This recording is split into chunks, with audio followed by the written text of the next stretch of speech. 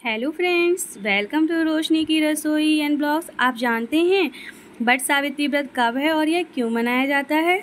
इस साल 19 मई शुक्रवार को सुहागिन महिलाएं वट सावित्री व्रत रखेंगी और विधि विधान से बरगद के पेड़ की पूजा करेंगी। इस दिन सुहागिन महिलाएं अपने पति की लंबी आयु के लिए व्रत रखती हैं। ये व्रत सावित्री को समर्पित किया जाता है। मान्यता है कि ज्येष्ठ माह के कृष्ण पक्ष की अमावस्या तिथि को ही सावित्री ने अपने पति सत्यवान के प्राण यमराज से बचाए थे। तभी से इस दिन वट सावित्री व्रत रखा जाता है। इस दिन व्रत करने से अखंड सौभाग्य की प्राप्ति होती है। विधि विधान से पूजा अर्चना के अलावा इस दिन वट सावित्री व्रत कथा भी पढ़नी चाहिए। वट सावित्री व्रत कथा इस प्रकार है। वट सावित्री व्रत कथा। पौराणिक कथा के अनुसार मध्य देश में अश्वपति नाम के धर्मात्मा राजा का राज था। उनकी कोई संतान नहीं थी। संतान प्राप्ति के लिए राजा ने यज्ञ करवाया, जिसके शुभ फल के कुछ समय बाद उन्हें एक कन्या की प्राप्ति हुई। इस कन्या का नाम सावित्री रखा गया।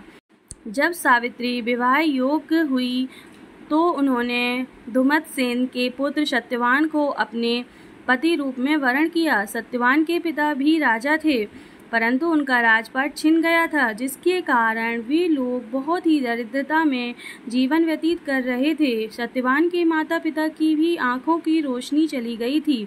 सत्यवान जंगल से लकड़ी काट कर लाते और उन्हें बेचकर जैसे तैसे अपना गुजारा करते थे। जब सावित्री और सत्यवान के विवाह की बात चली, तब नारद मुनि ने सावित्री के पिता राजा अश्वपति को बताया कि सत्यवान अल्पायु है और विवाह के 1 वर्ष पश्चात ही उनकी मृत्यु हो जाएगी। जिसके बाद सावित्री के पिता ने उन्हें समझाने के बहुत प्रयास किए, परंतु सावित्री यह सब जानने के बाद भी अपने निर्णय पर अडिग रही। अंततः सावित्री और सत्यवान का विवाह हो गया। इसके बाद सावित्री सास ससुर और पति की सेवा में लग गईं।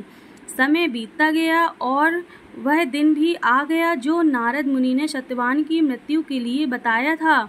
उसी दिन सावित्री भी सत्यवान के साथ वन को गईं। वन में सत्यवान लकड़ी काटने के लिए जैसे ही पेड़ पर चढ़ने लगा, उसके सिर में असहनीय पीड़ा होने लगी। वह सावित्री की गोद में सिर रखकर लेट गया। कुछ ही समय में उनके समक्ष अनेक दूतों के साथ स्वयं यमराज खड़े हुए थे। यमराज सत्यवान की आत्मा को लेकर दक्षिण दिशा की ओर चलने लगे। पतिव्रता सावित्री भी उनके पीछे चलने लगी। आगे जाकर यमराज ने सावित्री से कहा, हे पतिव्रता नारी, जहाँ तक मनुष्य साथ दे सकता है तुमने अपने पति का साथ दे दिया, अब तुम लौट जाओ। इस पर सावित्री ने कहा, जहाँ तक मेरे पति जाएंगे वहाँ तक मुझे जाना चाहिए, यही सनातन सत्य है। यमराज सावित्री की वाणी सुनकर प्रसन्न हुए और उनसे 3 वर मांगने को कहा। सावित्री ने कहा, मेरे सास ससुर अंधे हैं, उन्हें नेत्र ज्योति दें। यमराज ने तथास्तु कहकर उसे लौट जाने को कहा और आगे बढ़ने लगे, किंतु सावित्री यम के पीछे ही चलती रही। यमराज ने प्रसन्न होकर पुनः वर मांगने को कहा। सावित्री ने वर मांगा, मेरे ससुर का खोया हुआ राज उन्हें वापस मिल जाए। फिर से यमराज ने तथास्तु कहा। फिर भी सावित्री उनके पीछे चलती रही।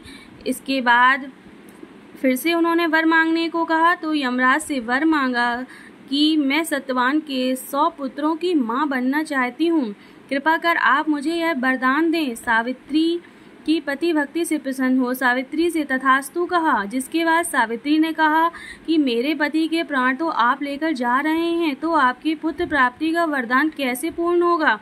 तब यमदेव ने अंतिम वरदान को देते हुए सत्यवान की जीवात्मा को पास से मुक्त कर दिया।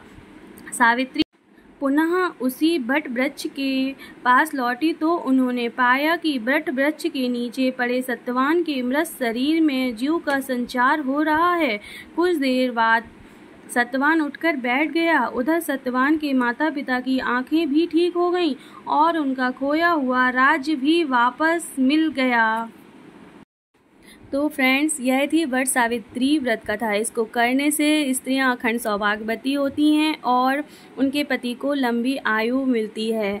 तो फ्रेंड्स, आपको मेरी वीडियो कैसी लगी मुझे कमेंट बॉक्स में ज़रूर बताएं। Thanks for watching.